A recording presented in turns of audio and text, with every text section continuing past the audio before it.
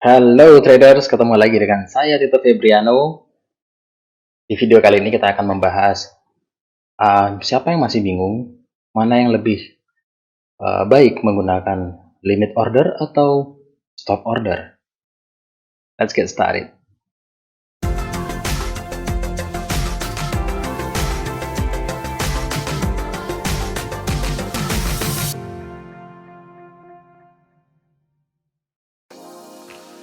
Oke, buat Anda yang masih kadang ragu, ini sebaiknya pakai limit atau stop by sell stop atau buy limit, sell limit. Semua tergantung kondisinya. Untuk limit order bisa dilakukan dalam pembalikan harga untuk berharap harga itu mematuhi kembali. Di sini konteksnya kita mencari untuk sell ya. Jadi limit ordernya sell. So short position. Oh sorry, sebelumnya ditentukan dulu zona-zonanya. Jadi di sini ada harga sideways lalu di break. Di sini harga break, terlihat ya. Ya harga break di sini. Lalu kembali dan membuat drop lagi memenuhi breaknya ini. Dan untuk menggunakan limit order bisa setelah harga break lalu memasang limit di area ini. Di sini ada support. Iya, itu kelihatan ya. Di sini ada support yang di break, lalu harga kembali ke support itu dan turun. Di sini bisa, cuman lebih baik menunggu konfirmasinya trennya sedang kemana. Itu pertama konfirmasi dari tren dulu. Nanti ada konfirmasi dari candle, dari pattern dan macam-macam. Jadi di sini ada support yang mana harga itu sudah dites kembali lagi, dan biasanya harga itu akan kembali lagi untuk ngecek lagi apakah masih ada pending order yang notabene itu udah berasal dari big traders atau big player, big boys. Kalau masih ada orderan supply di supply area, maka harga akan melanjutkan penurunannya. Ingat ya, kembali lagi di sini kita konteksnya sedang bicara tentang sell limit, buy limit sama aja caranya. Tapi di kasus kali ini adalah untuk sell. Dan ternyata harga kembali. Oke, yang penting ini sudah terjadi dulu.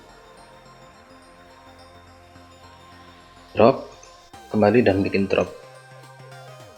Entah kapan harga kembali ke sini lagi kita nggak tahu. Karena nggak tahu, maka dipasang limit order. Jadi limit ordernya apa? Di sini ada harga yang support menjadi resistannya dari pullbacknya ini, retracementnya. Nah, sini harga sudah menjadi begini.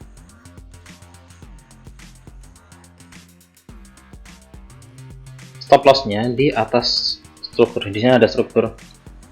Ya kalau mau konservatif, benar-benar mengambil dari ya di sini ada yang sebelumnya agak lebar, tapi mengingat wicknya yang banyak panjang. Ini wicknya dengan bullish pressure yang sangat kuat, tapi tetap ditembus. Jadi kalau saya mengambil candle-candle ini, penolakan-penolakannya itu ada bull pressure. Di sini ada 3, di sini ada 1, di sini ada 1. Walaupun dia candle bearish, tapi tekanannya itu bullish pressure dalam bearish candle. Ya, kelihatan di situ. Besarkan dulu. Nah, biar lebih puas lihatnya. Di sini ada 3 candle wick ini. Udah ada penolakan, lalu harga sebenarnya sempat ngegas itu mau menerobos ini. Tapi tekanan buyer masih ada tekanannya ini, dan harga tetap mencoba di situ dalam sideways ini. Jadi harga ranging dan akhirnya dipenuhi oleh satu candle yang menutup semua ini. Candle tersebut ini, yaitu ya satu candle ini. dan akhirnya membentuk pola drop base drop, yang mana di situ kita tahu di sini adalah supply. Oke, jadi di sini adalah support, termasuk key level supportnya yang bagus. Lalu ada harga kembali. Karena harga kembali dan dia bikin struktur baru, maka saya persempit di body. Jadi body itu body, di dalamnya ada penolakan-penolakan support dan resisten di situ. Oke, biar kelihatan di sini. Jadi berdasarkan ini, berdasarkan apa yang terjadi di sini di dalam pola ini, menunggu harga ke situ, entah nggak tahu kapan, gitu kita nggak tahu kapan, dibuatlah trending order. Jika harga kembali ke sini, maka akan turun. Oke. Dan stop loss biasanya di atas struktur, karena kita harus mempertimbangkan soal spread juga. Dan itu bisa beberapa, atau mungkin mengambil week yang lain, week yang lain, WICK ya. Ambil di sini ada beberapa penolakan sebagai resisten, itu cocok lah untuk stop loss.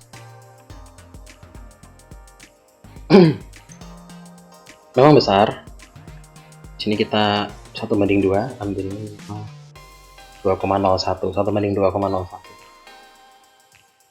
Jadi saat itu ini belum terjadi dan harga kira ke trigger di area sini. Di sini harga masuk, sell limit teraktivasi. Lalu dia tetap berjalan dan akhirnya turun. Dengan risk 38,5 pips mendapatkan 77,2 pips. Oke. Mau yang 1:3. Banding 3. Sekitar sinilah ya. Harga akan menyentuhnya di beberapa saat kemudian. Ini hourly ya, 1 jam. Jadi sudah kena. Tadi kalau misalnya kita stop lossnya benar-benar di zona supply-nya, apa yang terjadi? Sudah kena stop loss. Ini stop loss. Sudah kena.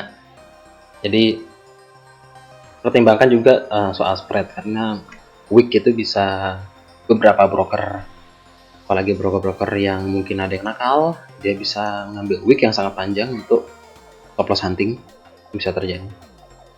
Tadi kita di mana tadi? 38,7 ya, sekitar itu 38, inilah. Jadi 1:3 pun dapat, 1:2 dapat. Mau lebih panjang ya sebaiknya 1:2, 1:3, nanti cari baru lagi. Tuh, itu untuk limit order. Untuk di buy pun juga sama, lakukan vice versa untuk teknik yang sama. Untuk stop order dengan zona yang sama, saat harga masih di bawah, sama seperti tadi keputusannya sebelum bikin limit order, itu menunggu harga terkonfirmasi untuk bahwa zona ini memang dilewati dan memang akan terjadi pembalikan arah sesuai dengan tren yang ada. Tren yang ada adalah down.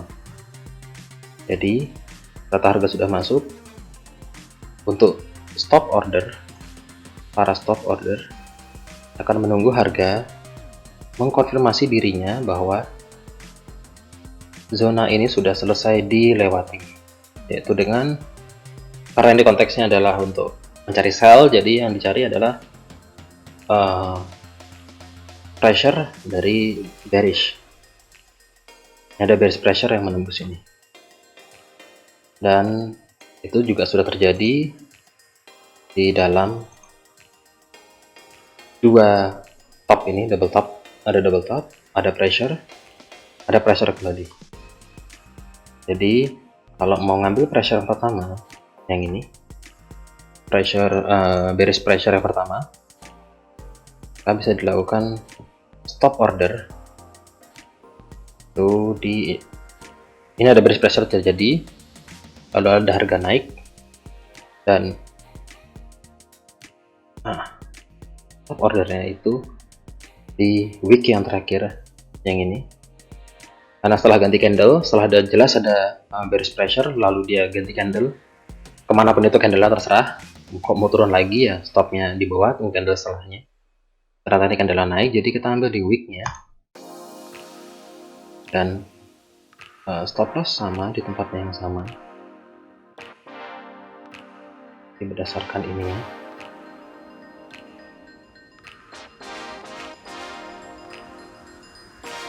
Satu banding 2 dulu. Jadi saat sudah ada bullish pressure di dalam double top ini, tunggu aja dipasang limit stop ordernya untuk melihat ke depannya gimana. Ternyata kena dan masuk. 1/3 nya gimana? 1/3 di sini beberapa saat kemudian akan kena juga. Kalau misalnya kita lihat yang tadi, lokasi yang sama stop ordernya, tapi dengan risk yang berbeda. Risknya untuk stop order, maksudnya lokasi yang sama untuk pending ordernya. Lokasi stop ordernya lebih jauh risknya daripada limit order. Karena memang kelebihannya limit order itu bisa mengambil harga, apalagi dengan week yang hanya mengambil zona lalu kembali. Kalau pengguna stop order itu harus menunggu konfirmasi dulu untuk biar benar-benar jelas ke bawah, yang mana itu akan membuat risknya semakin besar. Tapi kejelasan untuk arah harganya lebih bisa dipertimbangkan daripada limit order. Limit order kelebihannya adalah bisa sangat tipis mengambil risk, bahkan bisa zero drawdown atau istilahnya zero floating, nggak ada floating sama sekali gitu, ke trigger langsung aktivasi. So mana-mana nggak masalah, tergantung juga. Ini juga belum tentu ya risknya besar lalu yang didapat besar. Bisa juga di kondisi yang sama ini justru terjadi sebaliknya. Contohnya seperti ini, misalnya kembali di limit ordernya, harga sudah terbentuk dari double top, dan biasanya harga akan retest kembali sekali lagi untuk menentukan bahwa oke, di double top ini sudah ada struktur yang terjadi. Ini saya hide dulu. Di double top ini pun sendiri sudah ada struktur yang tercipta. Saya hide dulu biar nggak bingung. Yang ini struktur ini. Dan struktur ini saat harga kembali ke situ, dia biasanya untuk ngecek masih ada orderan atau enggak. Orderan terhadap yang ini, bukan yang ranging tadi, tapi struktur baru dia. Struktur resisten baru dalam supply. Maka untuk limit order ada orang yang ini sangat tipis limit ordernya kan, harga sudah sangat turun dan limit ordernya beberapa pips atasnya, 15 pips, itu perbandingannya bisa jauh, 1/8, 1/3, bisa sangat jauh. Ini yang saya katakan tadi. Nah itu dia, 1/8 ya untuk limit order. Harga benar-benar hanya menjemput pesanan di sini. Mudah-mudahan kelihatan ya di kepala saya. Oke, di atas ini ya, harga hanya menjemput untuk jatuh ke bawah. Untuk para stop order, yang dilakukan adalah ketika harga masuk ke area ini, jadi dia menunggu dulu untuk harga benar-benar ke area situ untuk dijemput, tapi belum ke trigger. Harga masuk situ, lalu ada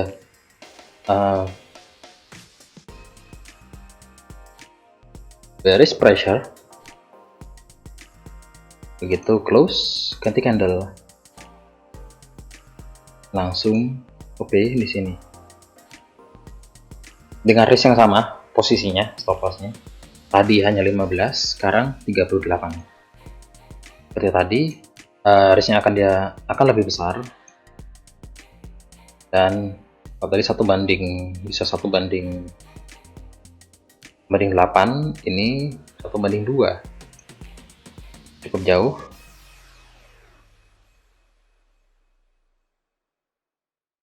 Banding 3-nya tetap masuk, bisa. Jadi kalau trading antar 1 banding 2, 1 banding 3 terus-terusan dilakukan, bisa konsisten. So, ini untuk stop yang tadi barusan untuk limit ordernya. Jadi ya kelemahannya, sekarang kelemahannya tadi keunggulannya limit dan kelemahannya stop, sekarang kelebihannya stop dan kelemahannya limit. Setelah semuanya lebih jelas bahwa kalau limit itu tidak ada konfirmasi, kalau stop konfirmasinya jelas. Ya udah, itu aja. Ya kalau limit nggak ada konfirmasi, dia kena ke trigger langsung lari. Tapi kalau ke trigger langsung balik ke lawan arahnya, ya itu wajar karena nggak ada konfirmasi. Udah jelas? Jadi gitu untuk limit order dan stop order dalam pending order. Kembali ke Anda sendiri melihat gimana kondisi market, kondisi pasar, lalu apa yang harus dilakukan, dan think fast, analisis dengan benar. Oke? Kalau suka video kayak gini bisa di like, kalau nggak suka bisa dislike. Kalau berguna bisa di share ke teman-teman yang lainnya. Sampai ketemu di video saya selanjutnya. Saya Teto Fibriano. Salam profit.